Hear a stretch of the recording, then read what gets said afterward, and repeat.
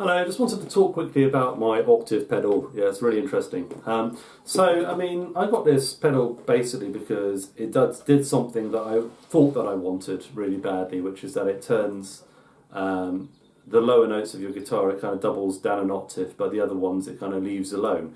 And I've been looking for a pedal like this for a long time, then I heard Gillard Hetzelman using it, where this is a common exponent of this particular pedal, which is a Super Octave OC3.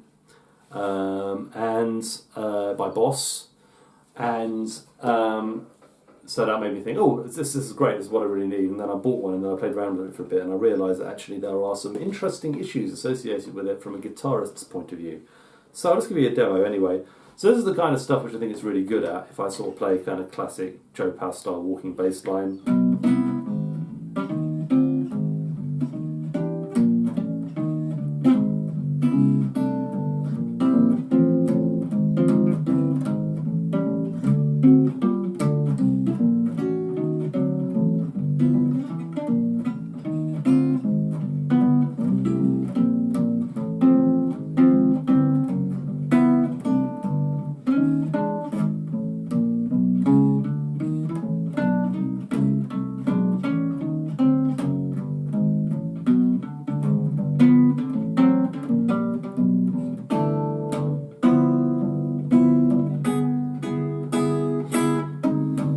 So there's a lot of fun to be had with the chordal side of it, you know, I mean things like, you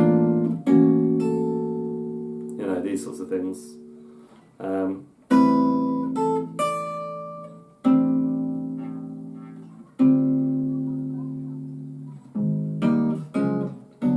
These sorts, you know, you can, I don't know if it's coming across on the camera, it might be a little quiet, but that sort of thing sounds great. However, I thought, oh, you know, I should use it really for solo guitar playing, and I'm just going to demonstrate the kind of thing that I run into problems with. So when I play sort of solo gigs without an octave pedal, I will do things like this, you know.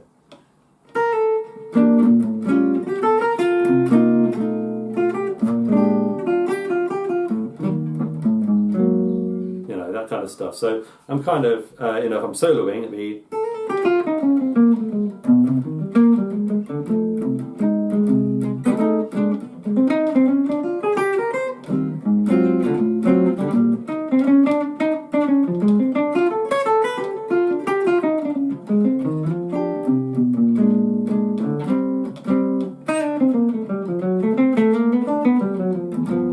So basically what I'm doing is I'm kind of mixing up chords and single note lines, and I like to do this because it's quite an organic way to play.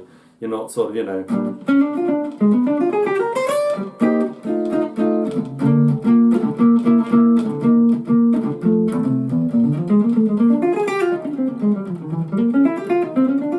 It's kind of a different way of doing it from the kind of Martin Taylor, sort of Ted Green, super amazing fingerstyle thing with loads of beautiful, you know, walking bass lines at the same time and stuff, just because I think of that as a real specialist area, and I also want to be able to improvise without feeling constrained. And the main thing I just have to do is just remember to juggle, so just remember to go...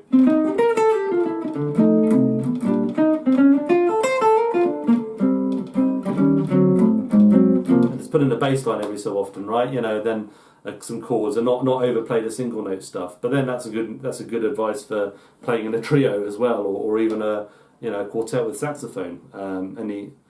Any situation, I guess, you know, just kind of learn to comp for yourself. Main difference, I suppose, is that when you're doing it solo, you're using, you know, using maybe more bassy chords, whereas if you're playing in a trio, you might play more like this, you know.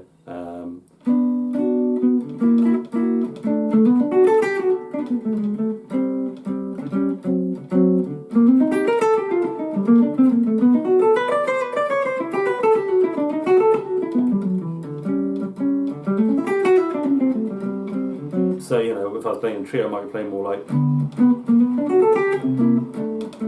Sorry, it's a solo.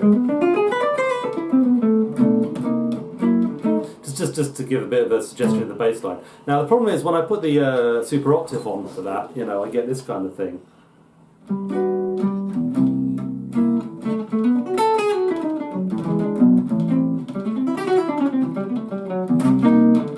Let's turn the bass up a bit so you can hear a bit more. This guitar isn't very loud, so...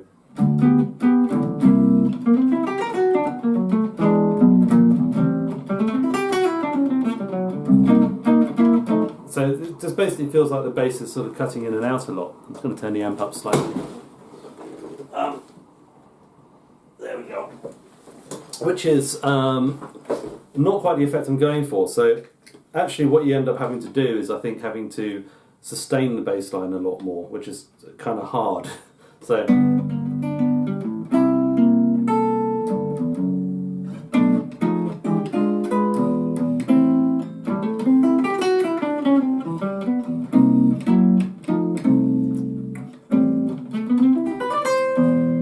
So I can't even do that. So yeah, the bass just drops out. So maybe I can use a open string.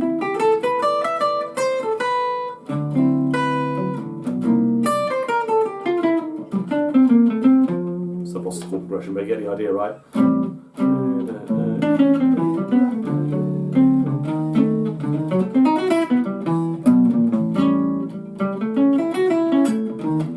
So I'm not really sure how useful that is for me playing solo gigs, or even duo gigs as well. So I can be kind of going, you know,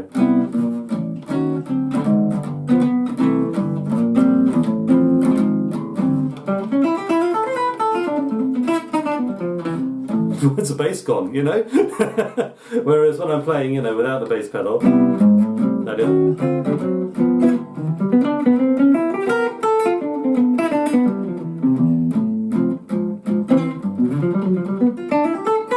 So I mean, you know, I could get away with that a lot better, you know. Whereas when I'm playing this, I have to get into. You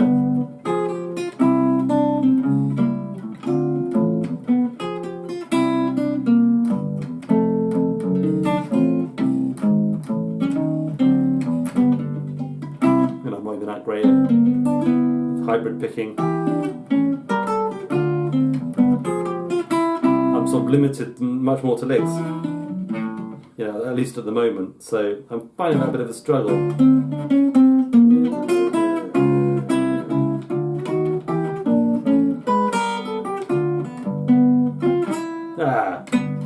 Technically it's hard to do that as well. I mean, you know, you could go pure fingerstyle, I guess.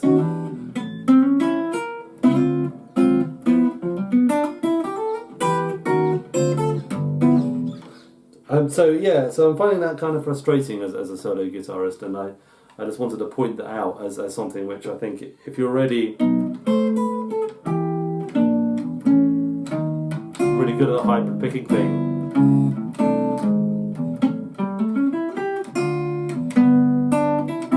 you've just got to be aware that you need that independence, I think, and the octave pedal really kind of exaggerates that beyond what you would normally have just playing.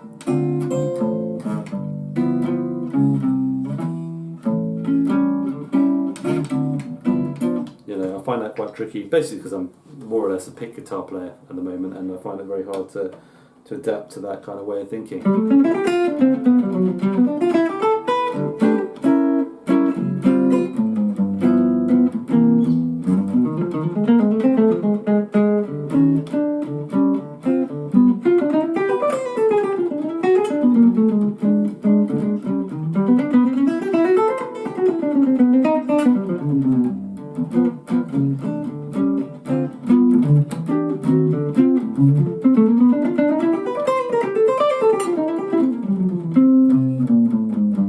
And so on. Okay, anyway, I hope that's of interest. Thanks for watching.